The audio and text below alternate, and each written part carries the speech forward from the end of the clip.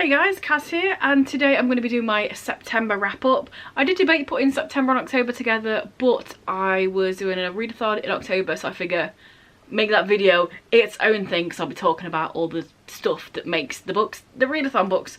So yeah, September. I only read 3 things in September, so this is going to be a short and sweet video. 2 of them I actually bought in August, so you know, getting that whole buy the book, read the book vibe, doing it right. So the first book was one of those books, and that was How to Hold a Cockroach by Matthew Maxwell. I got this in a charity shop for like £1, £1.99. So this one was on my to read list. I can't remember how I got this like recommendation, but I know I think I was reading like a Reddit thread and someone was talking about a different book. I can't remember what that book was, but it must have been something I liked because they were saying, oh, if you liked that then I recommend this book. So yeah, it was something that caught my attention because of the title and stuff. So when I saw it in the charity shop, I thought, hey, I swear that's on my reading to read list. So yeah, I picked it up. The little subheader is a book for those who are free and don't know it. So this book is a kid's book, but for me personally, I liked where it was trying to go. I liked what it was trying to say, but it was way too repetitive. Like, way too repetitive. Even though it's a kid's book, it's actually got like quite a lot of words in, which I know sounds stupid, but in the sense that there's like whole paragraphs that were exactly the same in each chapter, but like put one word in it. So for example, we'll talk about the cockroach in the room. So the first chapter is about the boy, and there's a cockroach there and he hates it and it's horrible and it's disgusting, but it's like, but why do I hate it? Why is it horrible? In the past somebody said that it's horrible and now I've decided that that's a thing. But like the way that that thought is then repeated every single chapter. So I liked the idea of it and the whole point of it. It's saying, you know, all these negative things and thoughts and feelings that maybe you shouldn't have them, and think a bit deeper and like, why do you not like them? Why do you feel that way? But yeah, it was just way too repetitive. And I feel like even as a kid, it would be way too repetitive, because normally like kids books that are repetitive are the ones that are really short. They'll have like maybe a couple of sentences. But this, it does have illustrations in, but it's a lot of words as well.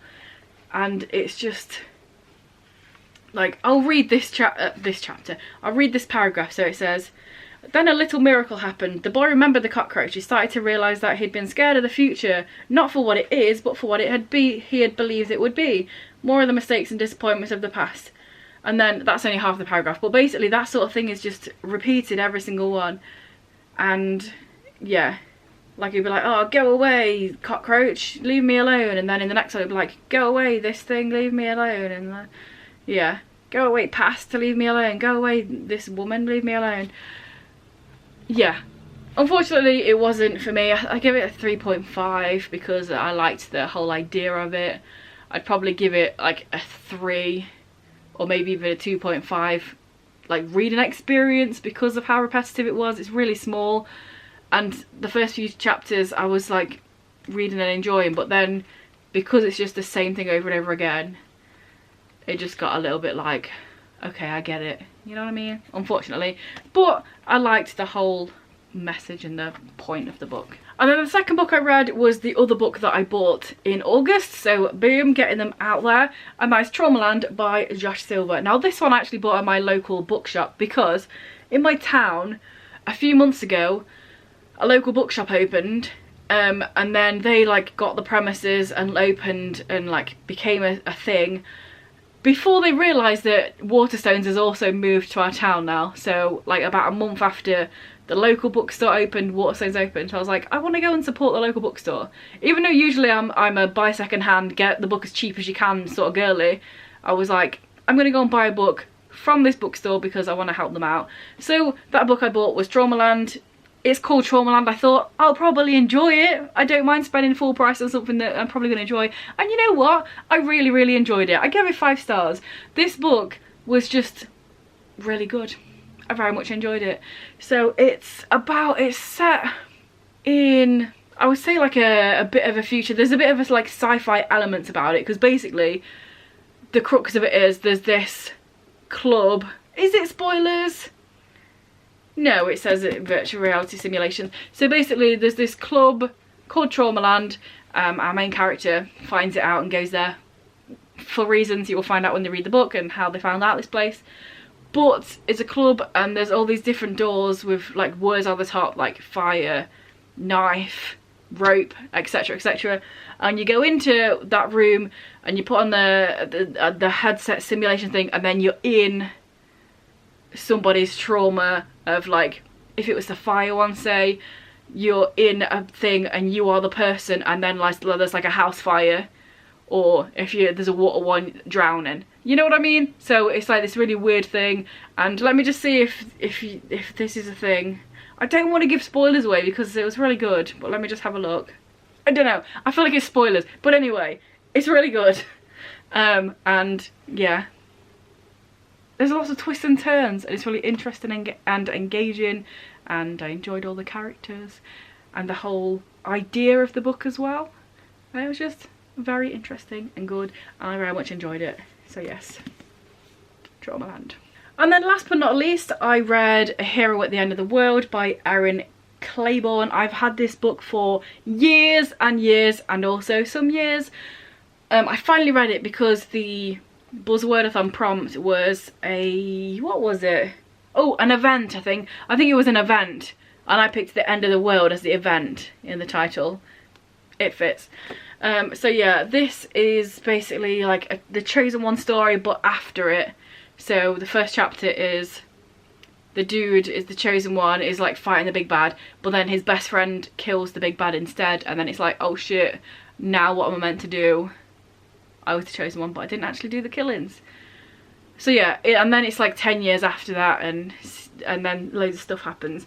But yeah, this one was alright. Again, I think I gave it about 3.5 stars. If you like that series about that magic world with the kids and that, and the school, I think it's like a play on that. Never read it myself. I have watched all the films, but like, those kids could not act.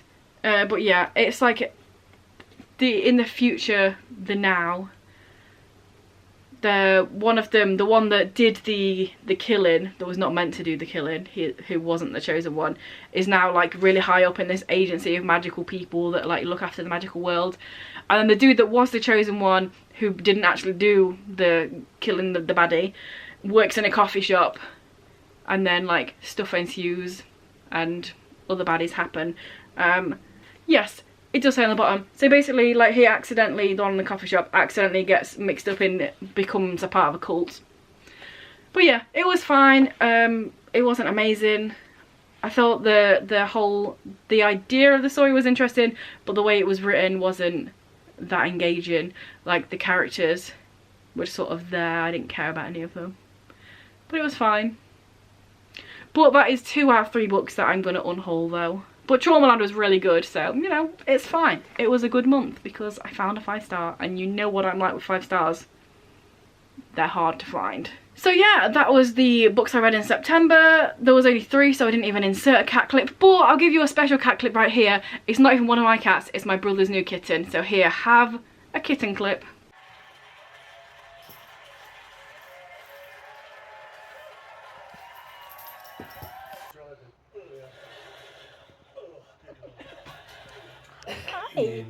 Hello.